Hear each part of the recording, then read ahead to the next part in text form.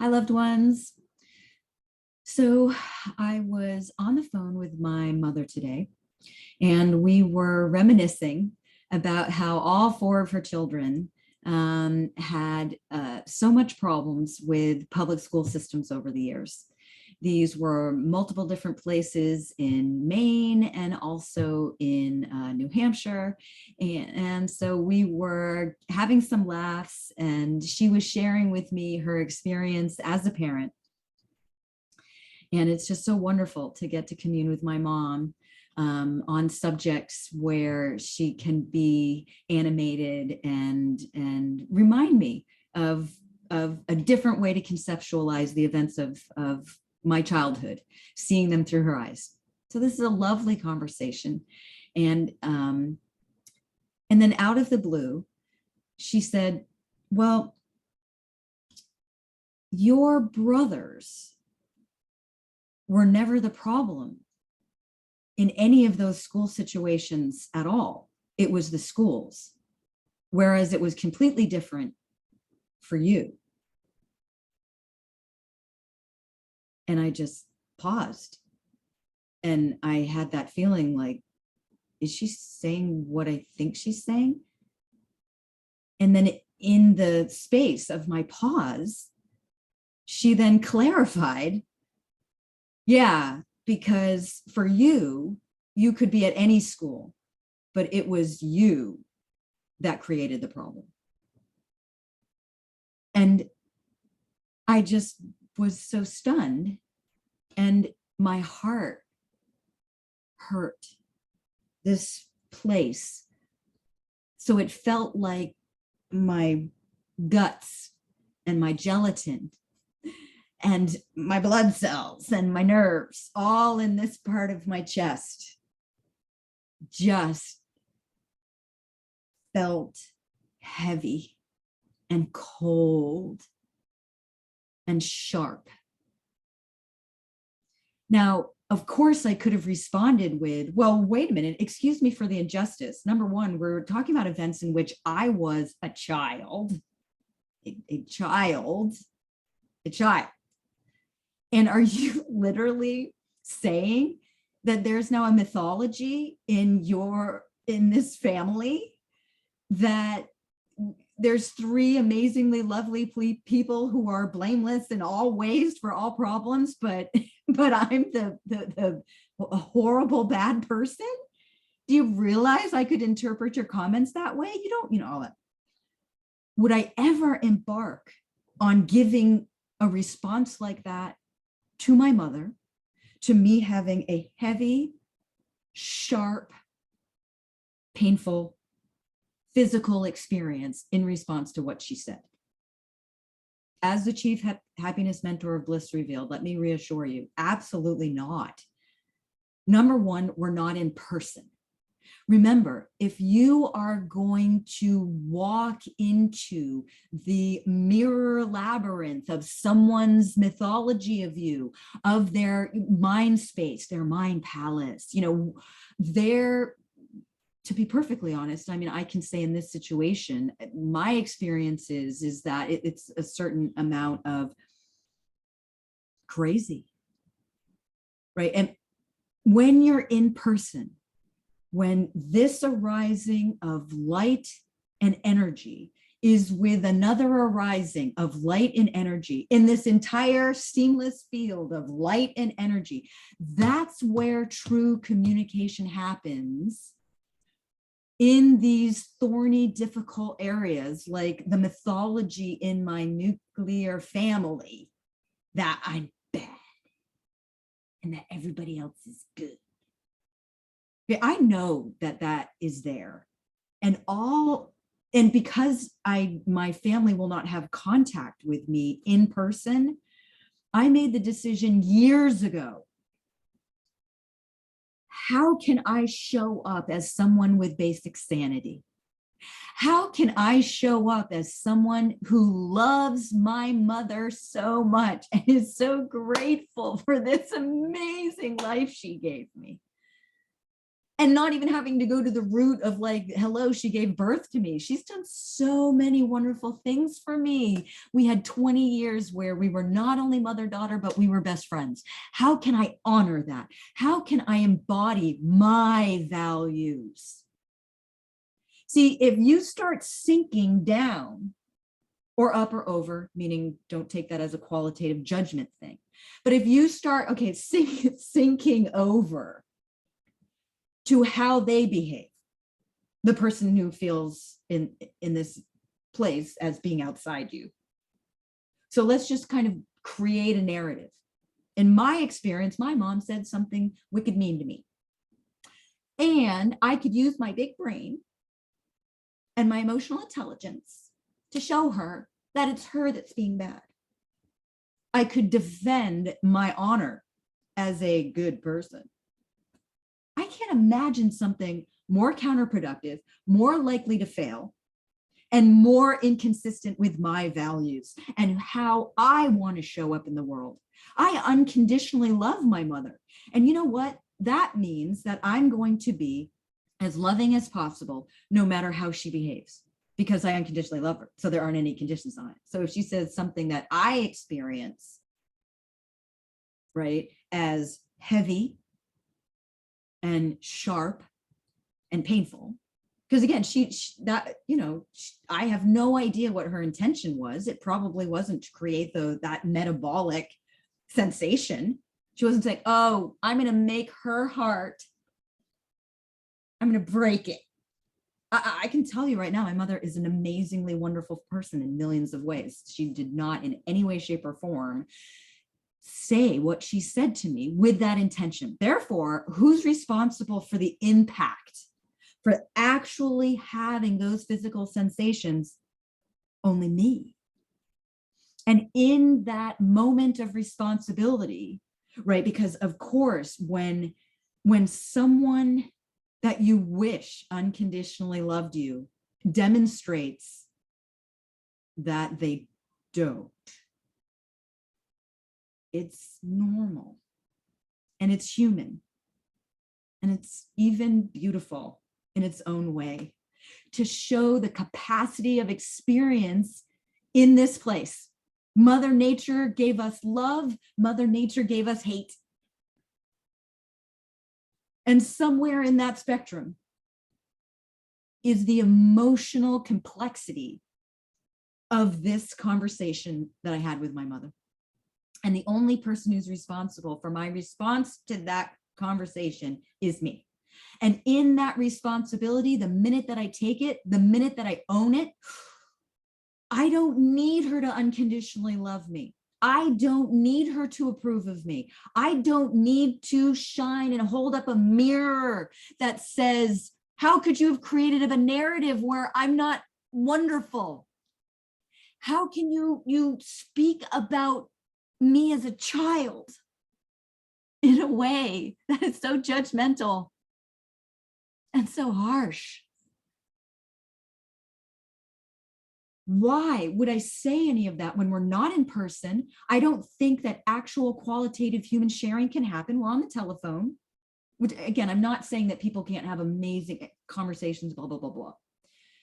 Right? You need to use your intuition. This isn't a guidebook. You don't pull out, oh, the Bliss First guidebook. Here it is. This is exactly what I do when my mommy says something mean. We're way more sophisticated here. I'm sharing with you an actual real experience so that you can walk around it and see, how does a chief happiness mentor, someone who has mastered some of these basic personal development concepts for basic sanity, how do they respond in a very pedantic everyday situation? And that's with love. That's with love. So yeah, I mean, I was speechless for a couple seconds. I mean, just because it hurts. And then I instantly kicked in. I unconditionally love this woman. And if she needs to have a narrative where I'm a bad person, that's okay. That's okay, because I'm all right with me. I happen to be mad in the love of my life. She happened to be the gal that gave it to me. So, and you know what? In the realm of all the horrible things that moms have maybe done with daughters over millennia, it's really nothing. I mean, so there's that. But we don't want to diminish our pain always by holding it up against, but she didn't try to murder me, because that's not fair either. That's a tool that we want to use very gently and very lightly and not put a lot of weight on it. But it can also help a little bit if you're tipping in the balance towards love, manifesting love. And so I just let my mom say that I was the bad child who was dealing with wonderful school systems over and over again, but it was because it was my flaws that made her have all the stress of having to be the parent in that parent-child experience all those decades ago. And what that enabled us to do was actually move on in the conversation. I just gently tried to steer it towards her more talking about my younger brothers. That brings great joy to her. And then wrapping things up. And because, she's the one who started wrapping things up, because I think deep in her intuition, I think she knows that she stepped in it. And I think she knows that she was mean. But I don't think that subconscious uncomfortability ever bubbles up to the extent where I think that the minute that she hangs up, her world re-solidifies. And that part of the mythology of her world is that I am who she thought I was at the beginning of that conversation. I am who she thought I was in the middle of that conversation. And I am the person that she has made up, right? Because that's what we do. We create a narrative. This person is X. And here in the Bliss verse, I want more for you. I want you to let go as much as you possibly can of your narrative with people and then responding to that. Because remember, that's a projection. It's like the difference between data and life. Data is human beings in a certain substrata of the way that we behave and how humans in particular, versus giraffes or apes or insects, humans in particular, right? This is the Just Say Yes to Bliss step 3 of the My Bliss Path program. Okay. This is the drug of computing and measuring data like this. This is where we make in the data place. Sometimes it can be made other places, but a lot of times when we create that cohesive narrative, this person is X. My ex-husband is Y. My child is A. My neighbor is B. And then they're in that box, right?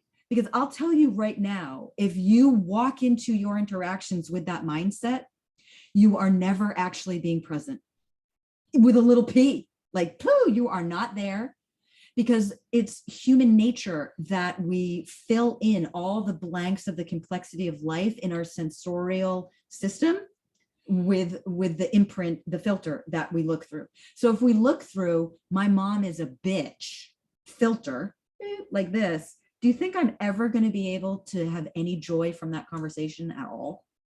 Right? Because she said that mean thing to me towards the end. No. What happens is I don't have a filter. I'm enjoying just the timbre of my mom's voice. I'm enjoying the fact that she'll pick up the phone when I call. Yeah, that's not fun for her. And she does it. I'm honored. The only thing that a person can give you of value is their time. And my mom honored me by doing that. So I'm in that space. I'm in that gratitude space. And then all of a sudden I'm in the oh God, ouch, heavy, sharp, ah. And then I'm in that space, living my life, having my response. And then I shake it off. All right, I've been doing this for 17 years. So, you're going to be working on it. I just shake it off like a dog with water. And I don't need to defend myself. I don't need to change her mind. Where can this conversation go? Where will it go organically? And the conversation hasn't had its own life. And so then we just talked about other things and we wrapped up. And then my mom told me that she loved me. And I told my mom that I loved her. That's beautiful. And so when we are in our interactions, what we are working on is getting to know ourselves so well. For those of you in the My Bliss Path program, getting to know ourselves so well that we are so replete with love of ourselves that we have the skills, we have the mindset, we have the structure of reality in place so that if something arises where we have the physical sensations that we then describe, oh my gosh, my feelings are hurt. Because remember, that's not real. You made that up. You had physical sensations that then you interpreted. Oh, my feelings are hurt. Oh, okay. That then once you have that replete sense of, I know who I am. And if someone that feels that they're outside me and are trying to tell me that I'm someone who's not good, I'm someone who's not worth unconditionally loving, that's okay. They can think that. I can feel hurt, but maybe what that is the universe is actually just in the sense in which this is a microcosm of the macrocosm. Huge Eastern philosophical concept that we're constantly working here in the Blissverse. Microcosm, macrocosm. That in that sense of me sensing the universe in that moment was something painful. Did my mom actually cause it? No. Because I'll tell you this, if I was enlightened, I wouldn't have had the heaviness here. I wouldn't have had the sharp pain. Maybe. Actually, I think that's a lie. It all depends on your view. To be perfectly likely, you probably wouldn't. I don't know. I mean, I've only cycled in and out of enlightenment for maybe, like a total of 1 second for my entire being. All right. That's the Bliss Life, step 4 of the My Bliss Path program, in the sense of we are cycling through the views of reality in human potentiality, meaning the spectrum of human potentiality all the time. Right. And since enlightenment being one with the light nature, the reality of this place, consciousness, light. I mean, just go back to emergence theory if you want to look at it from a Western scientific perspective of what reality is. Of course, here in the Blissverse, we're often talking about ancient texts, which are describing that this is light, right? And so what there really was is hurt arising is a way to look at it, and disconnect it. Like, meaning I just did that in my own experience. The minute that I had that, you have that split second of wanting to punch out. You hurt me. I'm gonna punch you in the face. I'm gonna slam down the phone. I'm gonna say something nasty. So all of those, faster than light, flick through, at least did my consciousness. And then breathe. Hurt arising. Love this woman. How can we get back on track? And that happens only, meaning the ability to develop practice, never perfect practice, that skill set, to be able to do that in real time, no matter what's happening, it comes from cultivating self-love, knowing who you are, and then being able to figure out what is your purpose in life. Like, if my purpose was to be a mother corrector, that could exist. There could be people whose personalities, the best thing that person could do. See, that's why there's no handbook. Okay, my mom said something mean. I saw a video where Imani was saying, as a chief happiness mentor, this is how you respond. You aren't me. Now, we learn from each other by telling stories, right? Moving it around in our own consciousness, seeing how that resonates with our personality. This is great. Maybe you will do exactly what I do. Breathe. Let go. Go to gratitude, go to respect, go to honoring. Boop, wrap it up. There you go. Being responsible for yourself. But maybe you're a mother corrector. And you should be like, Mom, can we just take a pit stop here? Because this is the impact that your statement had on me. Is that what you were trying to make me feel? Or probably what I would do first if I was a mother corrector was I would just clarify. Mom, this is what I heard you say. Are you saying that I was a bad child? That all the school systems that I was interacting with were good and that I'm bad? Because that's what I'm hearing you say, that all your other children were good children and had bad schools, and but I'm the bad child with good schools. And then she could maybe clarify and say, no, I didn't mean that at all. So it's not exactly how you do it. You need to authentically be yourself. But when you're in the initial stages of working on your personal development, just figure out in its most simplistic sense, who do I want to be in that moment? Because I figured out I wanted to be loving.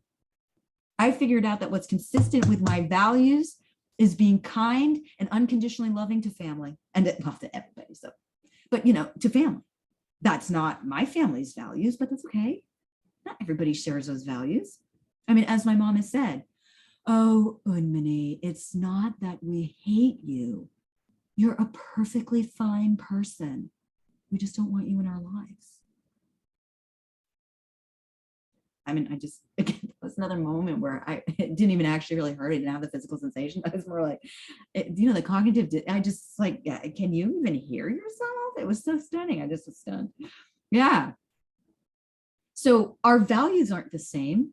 That doesn't mean I flush my family down the toilet. Why? Because my values are the ones that I use when I decide how am I going to behave? How am I going to show up? I am in control of myself. I dictate how I show up, and how I show up in every single second of my life, whether I'm sleeping, whether I'm riding my beautiful bike to the beach, whether I'm walking, whether I'm dancing, whether I'm katsuing, whether I'm sitting there doing my PBM therapy in the morning. Yay! Light is medicine.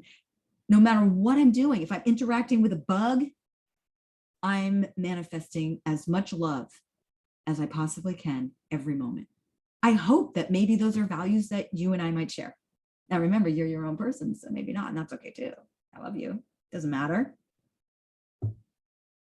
But here in the Bliss verse, the more love that we manifest for ourselves, the more love we can manifest every moment, the more we can act in concert with our own values, the more we can change the world one moment of love at a time. So anyway, loved ones, I hope that this was helpful. Love you like crazy. Good luck with your family. All love, all love. Thanks.